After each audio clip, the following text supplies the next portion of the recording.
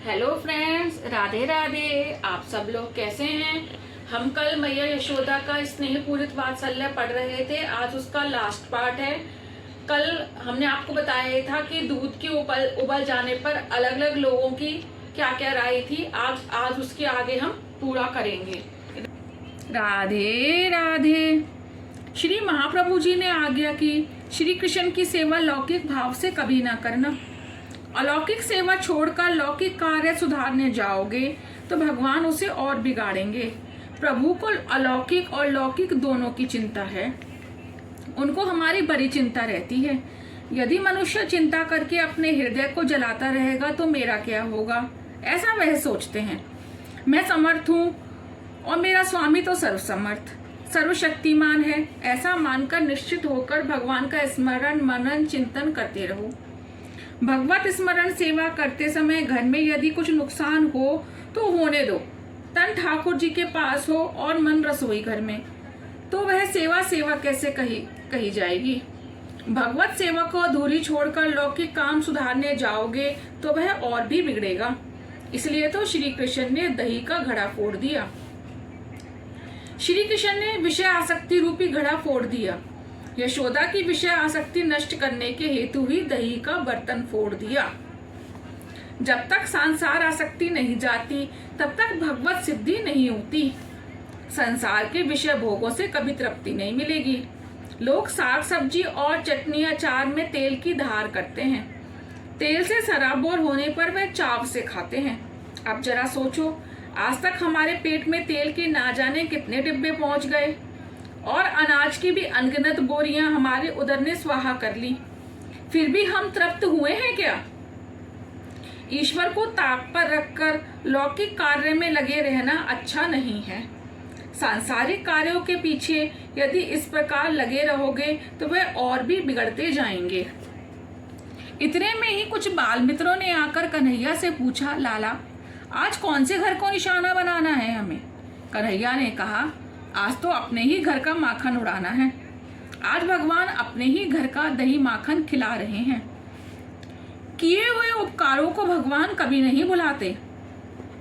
राम अवतार में वानरों ने उनकी बड़ी सेवा की थी, सो श्री कृष्ण आज उनको भी दही माखन खिला रहे हैं।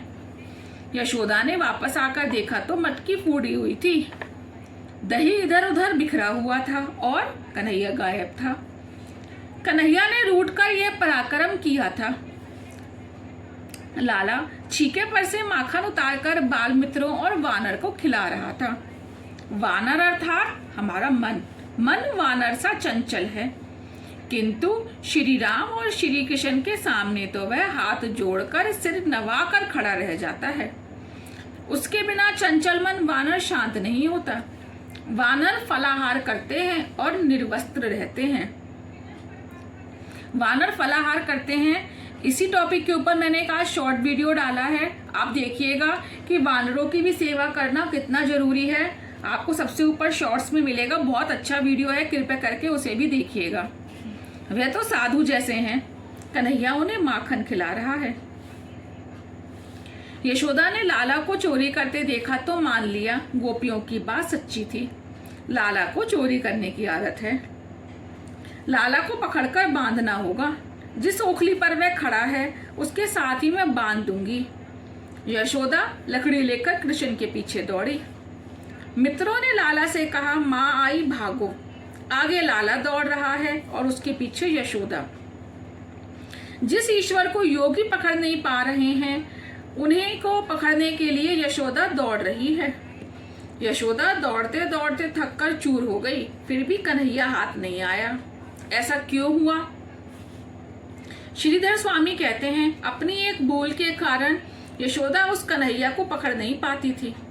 कृष्ण के पीछे दौड़ने के समय यशोदा की दृष्टि में कृष्ण के मुखारविंद और चरण कमल नहीं, पीठ थी। तृतीय स्कंद में कहा गया है, लाला की पीठ में अधर्म है। अधर्म वहीं से उत्पन्न हुआ है। अधर्म को दृष्टि में रखकर दौड़ने वाला ईश्वर को कैसे पकड़ पाएगा? भक्ति धर्म की मर्यादा में रहकर करो। भक्ति धर्म अनुकूल होनी चाहिए। भक्ति में अधर्म आया नहीं कि वह भ्रष्ट हो गई। कर्ता ने जिसे जो कर्तव्य दिया है उसको बराबर निभाया जाए।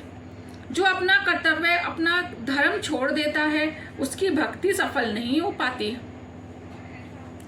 यदि घर में पतिदेव बीमार हैं और उनकी उपेक्षा करके स्त्री मंदिर जाए तो उसकी भक्ति पूजा भगवान स्वीकार क्यों करेंगे? अपने पति और संतान की उपेक्षा करके कथा कीर्तन करने वाली या मंदिर जाने वाली स्त्री की सेवा कभी सफल नहीं होगी। प्रभु कहते हैं, मुझे कर्तव्य की, धर्म की मर्यादा बड़ी प्रिय है। यशोदा लाला को पकड़ नहीं पा रही क्योंकि वह अधर्म के पीछे दौड़ रही है।